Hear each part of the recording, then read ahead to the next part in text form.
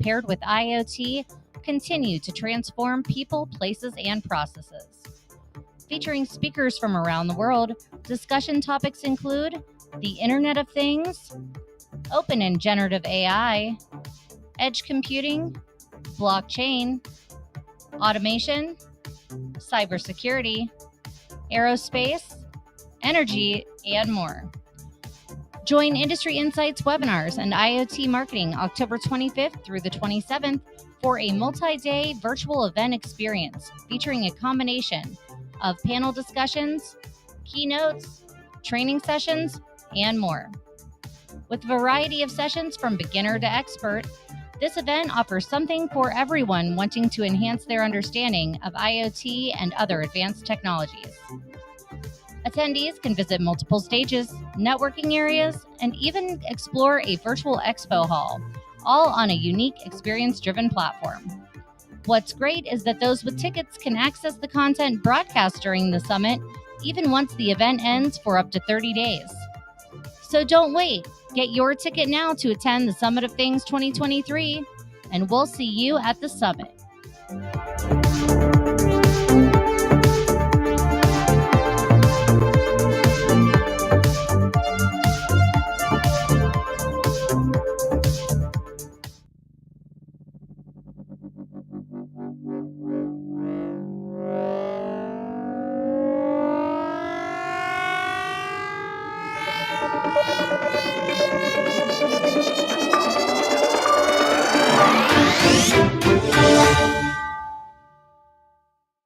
Founder of IoT Marketing, Johannes Beekman.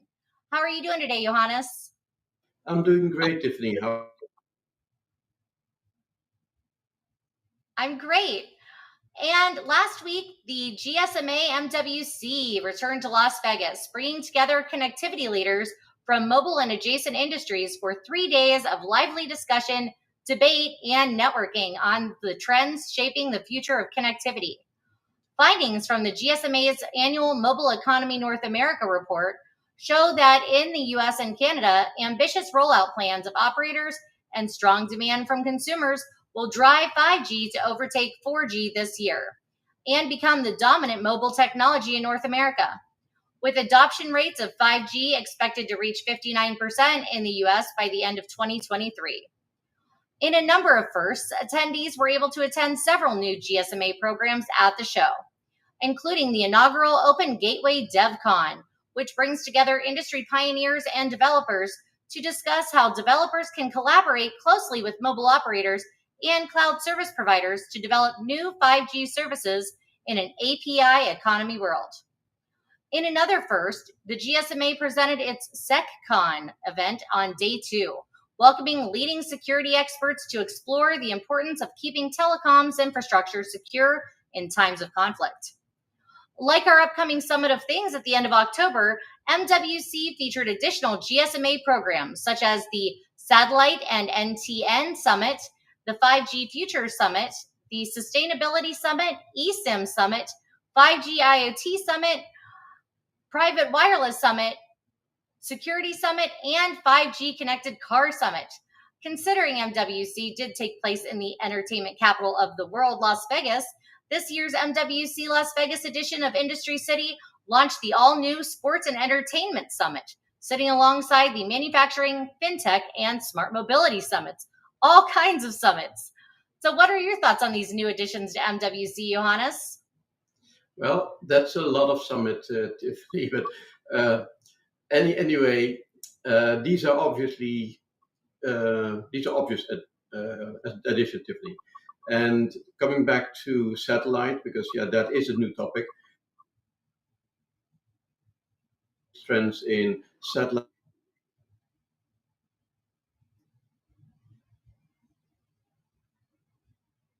Satellites in LEO orbit. And we'll be talking, just like the GMA does, more about SNOs and NTNs on a regular basis, because all of them, not just Starlink, are launching satellites on a regular basis. And if our audience wants to understand why there is so much focus on NTNs, then I suggest to check out this satellite connectivity blog on the IoT Marketing website. And coming back to all the summits from the GSMA, Yes, we are covering a lot of the similar topics, so I think they may have kept an eye on us. Right? Okay, thanks, Johannes. And our first story comes from RCR Wireless as T-Mobile US aims to cut 5,000 jobs despite earlier promises to create more. The 5,000 jobs T-Mobile plans to cut is about 7% of its total workforce. According to a company-wide email from CEO Michael Severt, workers across the country will be impacted, with those working in corporate, back office, and some technology positions taking the brunt of it. Retail and customer service teams will not be impacted. T-Mobile US CEO Severt stated that roles being eliminated represent those that are primarily duplicative and are no longer relevant to the company's current direction. That direction, he continued, involves using advanced tools like artificial intelligence to stay competitive. However, he did also mention challenges related to attracting and retaining customers. Layoffs would come over the next 5 weeks, he added. What are your thoughts on these job cuts, Johannes? And do you feel this is only the beginning of what we'll see as AI continues to automate the workforce? Well, we definitely need to keep AI in the back of our minds, but there's more going on here, Tiffany. So let me start at stating that the COVID tech bubble has truly burst by now, and that is driving a lot of layoffs, not just in with the carriers, but also in the tech industry. But I would also like to quote Stanford Graduate School of Business professor Jeffrey Pfeffer, who has mentioned that the layoffs or the layoff waves that we're seeing right now are the result of imitative behavior and are not particularly evidence based. Companies are laying workers off because everybody is doing it. And we also need to mention 5G. Investment in 5G is a major expense for all telecom companies. Building and maintaining 5G networks is much more expensive than building and maintaining 4G networks. This is putting pressure on the telecom companies to reduce their costs in other areas such as labor. On the other hand, investment in 5G is also creating new opportunities for telecom companies. So overall, it's likely that investment in 5G is having a mixed impact on employment in the telecom industry. In the short term, some jobs are being lost as telecom companies streamline their operations and focus on new growth and focus on cost. In the longer term, new jobs are being created as telecom companies invest in 5G networks, are working with startups to get more apps up and running, and develop new products and services. Bringing it all together, the telecom companies that have announced layoffs in recent months have cited a variety of reasons, including rising costs. Cost of doing business has been rising on a number of fronts, and this is putting pressure on telecom companies to reduce costs, obviously. Unstable market conditions. The global economy is currently facing a number of challenges, including inflation, rising interest rates, and the war in Ukraine. This instability is making it difficult for telecom companies to plan for the future and invest in new growth initiatives. And then three, increased competition. The telecom company is becoming increasingly competitive as new players enter the market and existing players expand their offerings.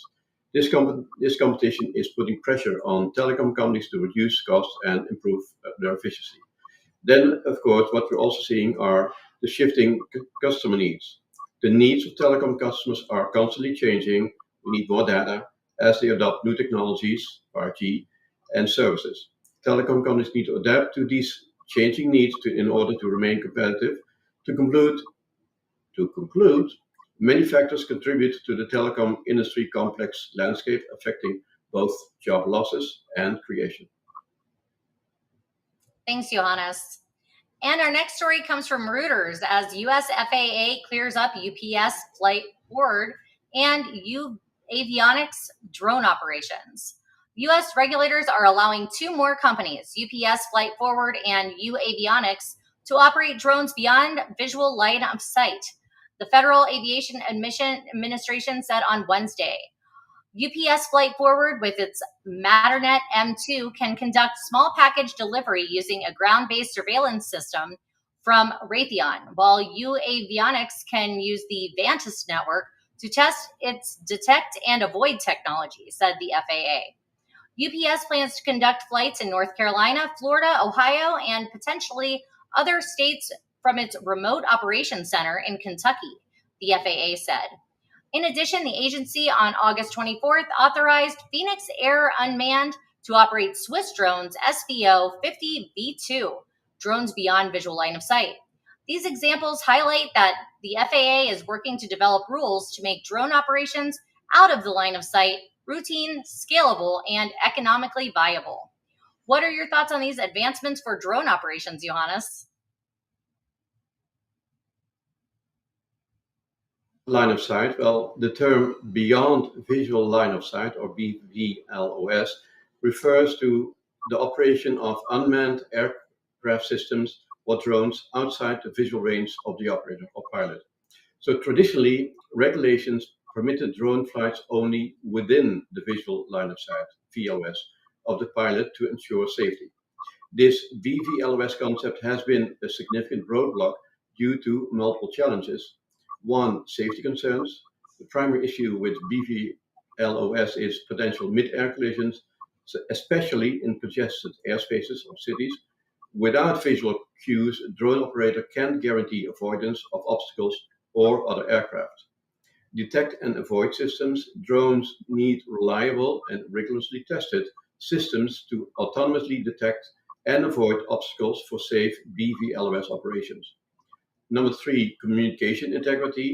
A robust and consistent communication link is essential. Thanks, Johannes. Properly.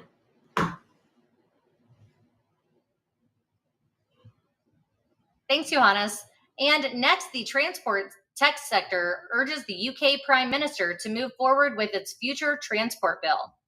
According to Smart Cities World, an open letter to UK Prime Minister Rishi Sunak urging him to move forward with a future transport bill in the upcoming King's Speech has been signed by more than 50 companies in the ITS market. Organized by its ITS UK, the open letter highlights the need for the bill to deliver the right environment for further transport innovation in the UK.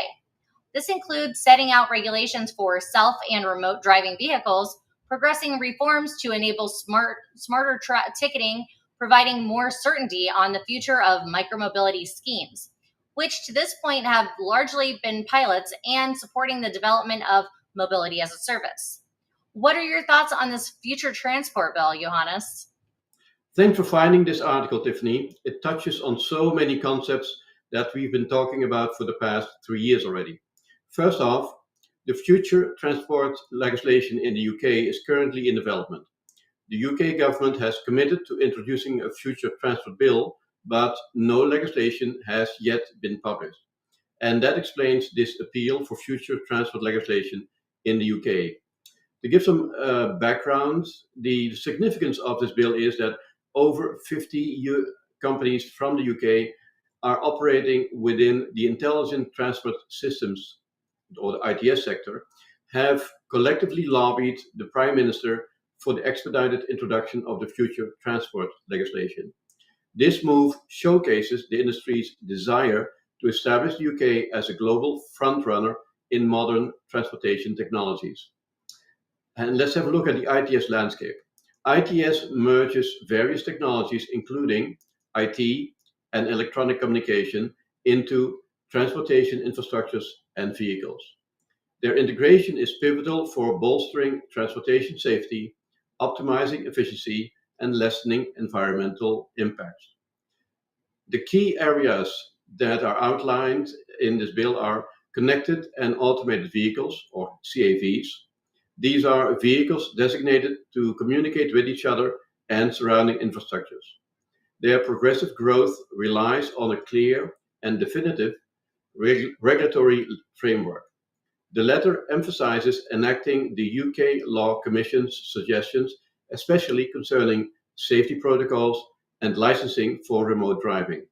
Smart ticketing is part of the bill, leveraging digital innovations to revolutionize ticketing processes in public transportation ensures expedited, streamlined, and contactless interactions. Also part of the bill is mobility as a service. And we've talked about MaaS before.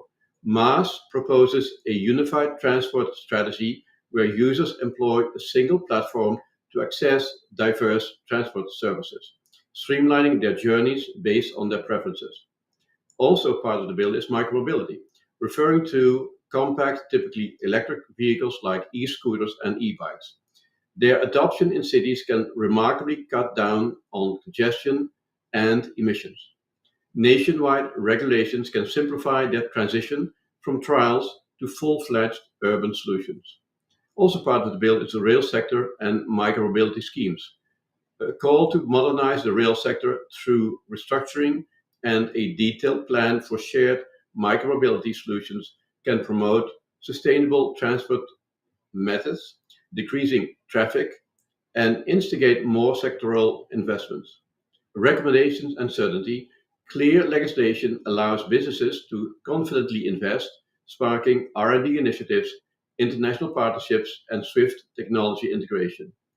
Pending legislation, despite being hinted at in the Queen's speech in 2022, the delay in metrization of the future transfer bill leaves companies in a state of ambiguity, potentially jeopardizing the UK's global competitive stance. Looking at the global position, with the UK hosting numerous innovative transport tech entities, a comprehensive and progressive transport legislation is essential to uphold this leading position. Additional considerations for this appeal are beyond explicit recommendations, the legislation should address data sharing, establishing clear parameters for data sharing across transport stakeholders, balancing innovation with privacy and security. Also, cybersecurity should be considered.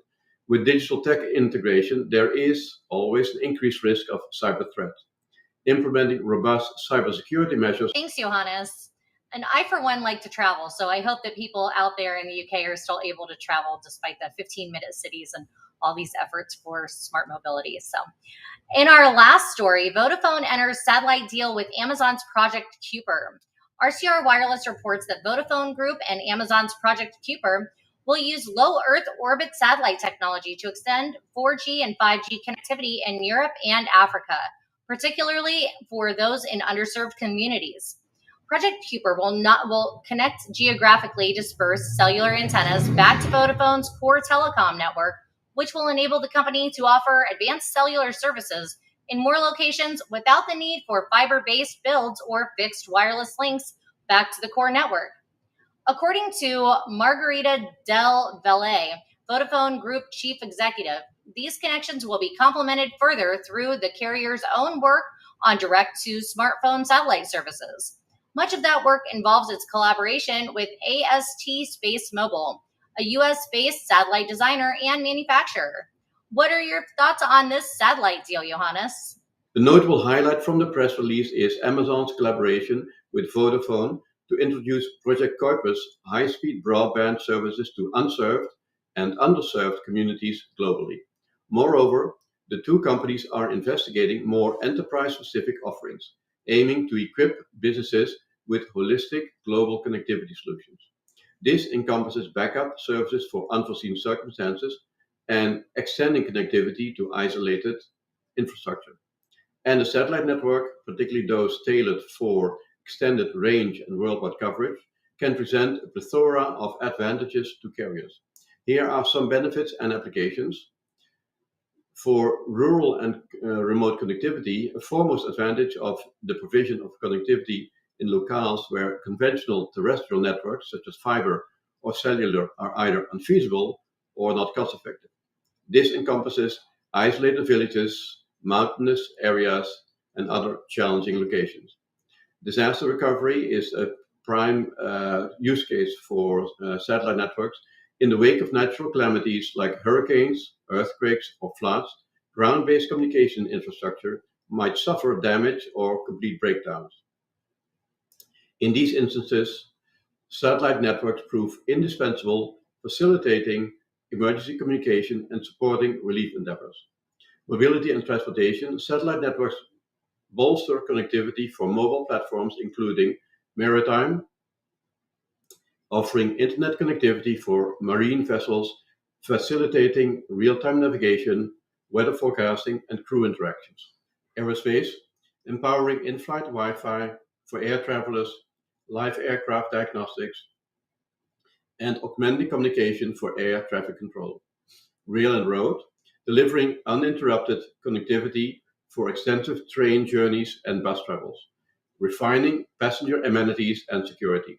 Broadband backhaul, not something that we typically think of, but in territories where laying extensive fiber networks isn't plausible, satellites can serve as a pivotal link, connecting cellular towers or Wi-Fi hubs to the broader internet sphere.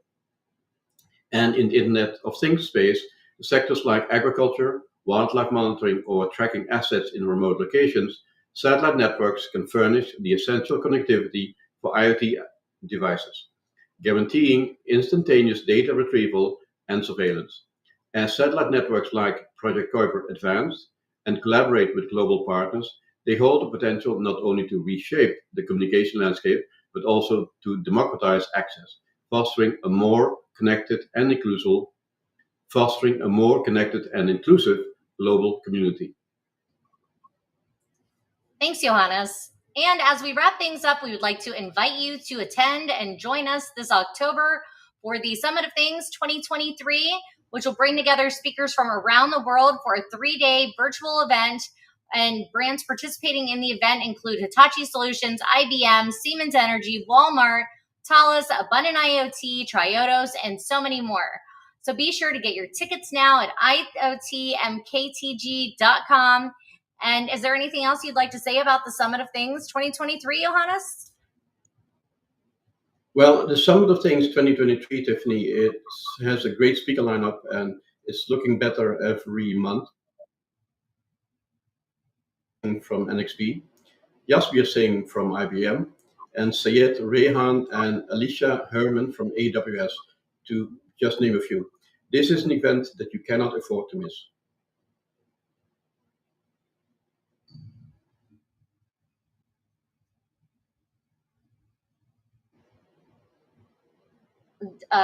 You came across like a robot on that one, Johannes. You might want to just redo your response there.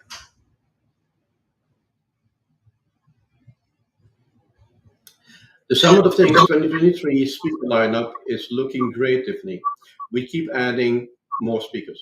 We just added Gulraj Singh from NXP, Jasmir Singh from IBM, and Syed Rehan and Alicia Herman from AWS, just to name a few. This is an event that you cannot afford to miss. Thanks, Johannes. We've got a virtual expo hall. There's plenty of opportunity to network with other attendees, and you can use meetings. You can book meetings on there. It's a great platform. It's going to be a great event, and we really hope that you can join us. So be sure to get your tickets now at iotmktg.com. And please keep in mind that IoT Marketing also offers end-to-end marketing, PR, and production services to help you with any of your marketing and production initiatives. We can do white label webinars, create content for you, pretty much anything that your heart desires. So please reach out to us and book a free consultation. You can do so also at iotmktg.com. And you can check out all of our incredible blogs that Johannes and our team have been writing. So be sure to check those out also at iotmktg.com. Thank you all so much for joining us today. And thank you, Johannes. It's always a pleasure. Have a great day, everyone. Thank you. Bye-bye. Bye-bye.